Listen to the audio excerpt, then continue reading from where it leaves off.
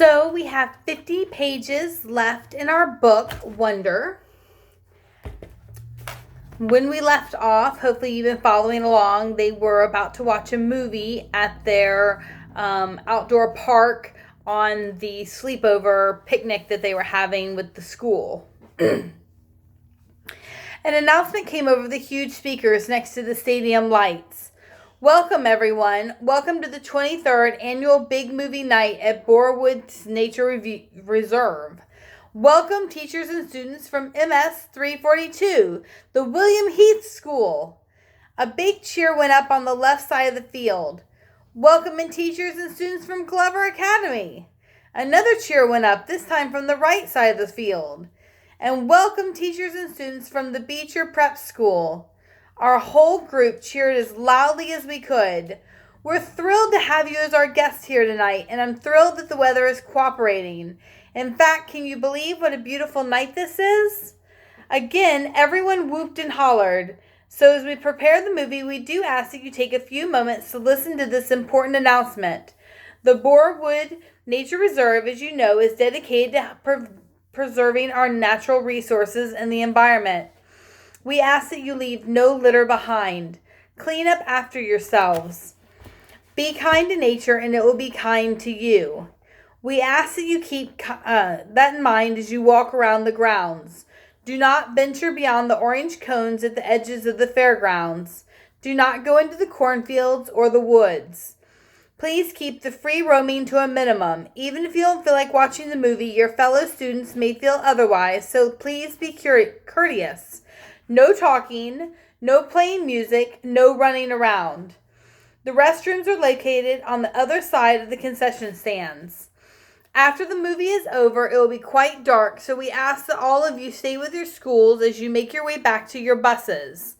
Teachers, there's usually at least one lost party on big movie nights, so don't let it happen to you. Tonight's movie presentation will be The Sound of Music. I immediately started clapping even though I'd seen it a few times before because it was Via's favorite movie of all times. But I was surprised that a whole bunch of kids, not from Beecher, booed and hissed and laughed. Someone from the right side of the field even threw a soda can at the screen, which seemed to surprise Mr. Tushman. I saw him stand up and look in the direction of the can thrower, though I know he couldn't see anything in the dark. The movie started playing right away. The stadium lights dimmed. Maria the nun was standing on top of the mountain, twirling around and around.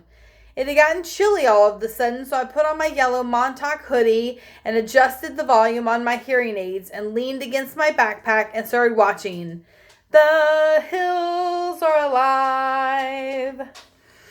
Somewhere around the boring part where the guy named Rolf and the oldest daughter are singing, "You are 16, going on 17. Jack nudged me. "Dude, I gotta pee," he said. We both got up and kind of hopscotched over the kids who were sitting or lying on the sleeping bags. Summer waved as we paused, and I waved back. There were lots of kids from the other schools walking around by the food trucks, playing the carnival games or just hanging out. Of course, there was a huge line for the toilets. "Forget this, I'll find a tree," said Jack. "That's gross, Jack. Let's just wait," I answered. But we headed off to the row of trees at the edge of the field, which was past the orange cones that were specifically told not to go past. And of course, I followed him. And of course, we didn't have our flashlights because we forgot to bring them. It was so dark now we literally couldn't see 10 steps ahead of us as we walked into the woods. Luckily, the movie gave off some light, so when we saw the flashlight coming towards us out of the woods, we knew immediately that it was Henry, Miles, and Amos. I guess they hadn't wanted to wait in line to use the toilets either. Miles and Henry were still not talking to Jack, but Amos had let go of the war a while ago, and he nodded hello to us as they passed by. "Be careful of the bear," shouted Henry, and he and Miles laughed as they walked away. Amos shook his head at us like, "Don't pay attention to them." Jack and I walked a little farther until we were just inside the woods. Then Jack hunted around for the perfect tree and finally did his business, though it felt like he was taking forever. The woods were loud with strange sounds and chirps and croaks, like a wall of noise coming out of the trees. Then we started hearing loud snaps not far from us, almost like cap gun pops that definitely weren't insect noises. And far away in the other world, we could hear raindrops on roses and whiskers on kittens. Ah, that's much better, said Jack, zipping up. Now I have to pee, I said, which I did on the nearest tree. No way I was going further in like Jack did. Did you smell that? Like firecrackers, he said, coming over to me. Oh yeah, that's what that is, I answered, zipping up. Weird. Let's go. We headed back the way we came in the direction of the giant screen. That's when we walked straight into a group of kids we didn't know. They'd just come out of the woods doing stuff I'm sure they didn't want their teachers to know about. I could smell the smoke now and smelled of both firecrackers and cigarettes. They pointed a flashlight at us. There were 6 of them. 4 boys and 2 girls. They looked like they were in the 7th grade. What school are you from? One of the boys called out. Beecher Prep, Jack started answering when all of a sudden one of the girls started screaming. Oh my God, she shrieked, holding her hand over her eyes like she was crying. I figured maybe a huge bug had just flown into her face or something. No way, one of the boys cried out, and he started flicking his hand in the air like he had just touched something hot. And then he covered his mouth. No freaking way, man, no freaking way. All of them started half laughing and half covering their eyes, now pushing each other and cursing loudly. What is that? Said the kid who was pointing the flashlight at us. It was only then that I realized the flashlight was pointed right at my face. And what they were talking about, what they were screaming about, was me. Let's get out of here, Jack said to me quietly, and he pulled me by my sweatshirt sleeve and started walking away from them. Wait, yelled the guy with the flashlight, cutting us off. He pointed the flashlight right in my face again, and now he was only about 5 feet away. Oh man, he said, shaking his head, his mouth open wide. What happened to your face? Stop it, Eddie, said one of the girls. I didn't know we were watching Lord of the Rings tonight, he said. Look, guys, it's Gollum. This made his friends hysterical. Again, we tried to walk away from them, and again the kid named Eddie cut us off. He was at least a head taller than Jack, who was about a head taller than me, so the guy looked huge to me.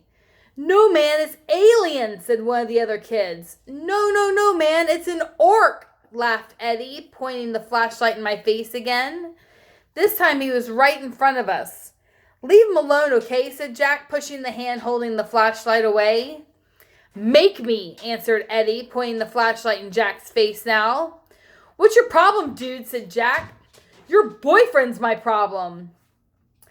Jack, let's just go, I said, pulling him by the arm. Oh man, it talks, screamed Eddie, shining the flashlight in my face again. Then one of the other guys flew a firecracker at our feet. Jack tried to push past Eddie, but Eddie shoved his hands into Jack's shoulders and pushed him hard, which made Jack fall backward. Eddie, screamed one of the girls.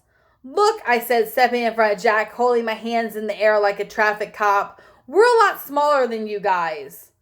Are you talking to me, Freddy Krueger? I don't think you want to mess with me, you ugly freak, said Eddie. And this was the point where I knew I should run away as fast as I could, but Jack was still on the ground, and I wasn't about to leave him. Yo, dude, said a new voice behind us. What's up, man? Eddie spun around and pointed his flashlight towards the voice.